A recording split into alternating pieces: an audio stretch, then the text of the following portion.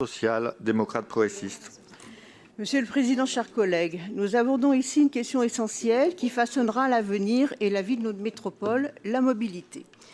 Elle touche à tout ce qui nous relie, la vitalité de nos territoires, la qualité de notre environnement et bien sûr la justice sociale. Mais la mobilité est bien plus qu'un simple enjeu technique, c'est le fondement de notre vivre ensemble. À la lecture du document qui nous est présenté, je ne peux qu'exprimer notre déception. Ce plan mobilité semble réduire l'ambition collective à un simple plan vélo.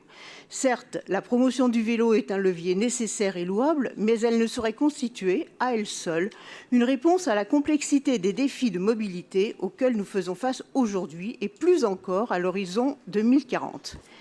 Les ambitions chiffrées concernant le report modal des déplacements en voiture solo sont particulièrement instructives.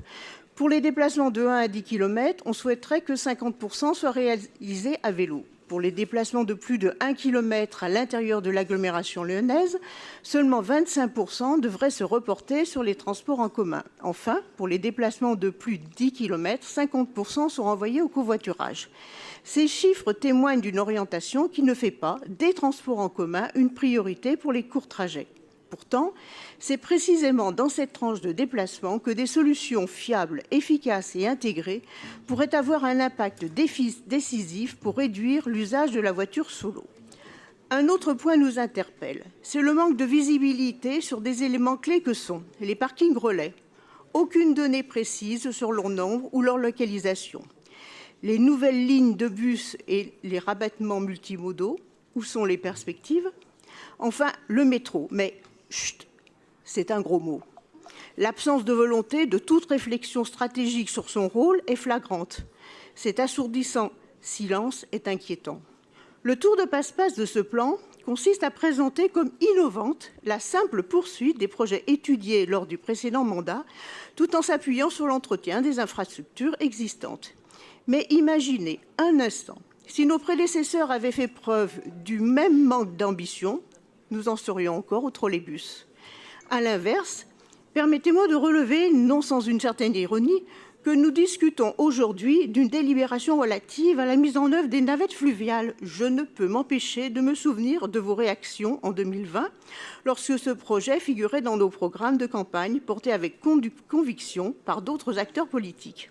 À l'époque, vos critiques à l'encontre de cette initiative étaient sans appel. Même en décembre 2020, lors de la présentation de votre plan de mandat, le transport fluvial brillait par son absence. Idem en janvier 2021, dans la PPI, aucune trace de ce projet de navette. Et pourtant, voilà qu'aujourd'hui, vous déployez une vaste campagne de communication pour promouvoir ce nouveau service.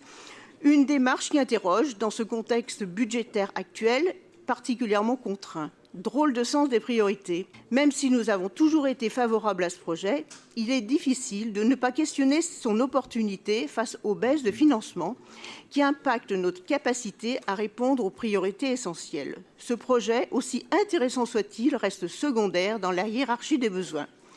Nous aurions donc, en tant que groupe responsable, envisagé son report à une période plus favorable. C'est pourquoi il nous paraît primordial de réduire les fractures territoriales.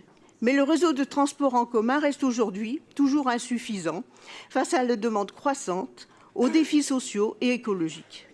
Dans les zones périphériques et les communes éloignées du centre de Lyon, les fréquences des bus et tramways sont souvent trop faibles et les dessertes inadaptées.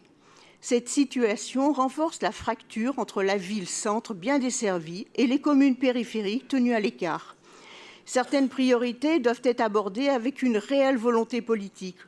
Le plateau nord, notamment Rio-la-Pape, continue de souffrir d'un déficit de desserte malgré son développement démographique. Le nord-ouest, plateau de la Duchère-Écully, mérite également une attention particulière, mais il est indispensable de trouver un consensus sur l'urbanisme et l'habitat. Les lignes express ne circulent pas le week-end et seulement toutes les heures en semaine à Grigny. L'assignation à résidence ne doit pas être la réponse à l'étalement urbain et l'enjeu majeur de notre métropole ne peut se limiter à nos frontières, mais en lien avec les territoires voisins de l'aire métropolitaine. La mise en place d'un véritable RER métropolitain doit devenir une priorité absolue. Nous avons besoin d'une vision ambitieuse et concertée qui intègre les grands axes de mobilité régionale, partenariat avec des territoires tels que Villefranche, Vienne ou la Capie. Au-delà des infrastructures, c'est une question d'équité territoriale, d'attractivité et de réponse aux attentes des citoyens. Une mobilité bien pensée peut transformer notre métropole en un modèle d'équilibre où chaque habitant, où qu'il vive, bénéficie d'un accès égal aux opportunités et ne soit pas assigné à résidence. Nous ignorons que la réussite d'un plan de mobilité repose sur une collaboration étroite et efficace avec tous les acteurs locaux, les maires, les territoires avoisinants, la région, l'État. La suppression du pôle métropolitain et l'affaiblissement des espaces de dialogue comme le SCOT ont fragilisé cette coopération. Si nous voulons avancer, il faut réinstaurer des cadres d'échange, passer outre les différends et bâtir ensemble des solutions utiles aux métropolitains. Je vous invite donc à repenser ce plan, non comme une simple liste de projets, mais comme une vision construite et audacieuse, capable de fédérer nos forces et de nous projeter dans un avenir durable. Nous avons le devoir de rêver grand pour nos communes et pour les générations futures. Il nous semble donc que la convocation d'une commission générale s'impose. Mobilisons-nous pour bâtir une métropole interconnectée, inclusive et exemplaire. Le défi est grand, mais ensemble, nous pouvons le relever, je dirais même, nous le devons. En l'état, notre groupe votera contre ce plan de mobilité. Je vous remercie.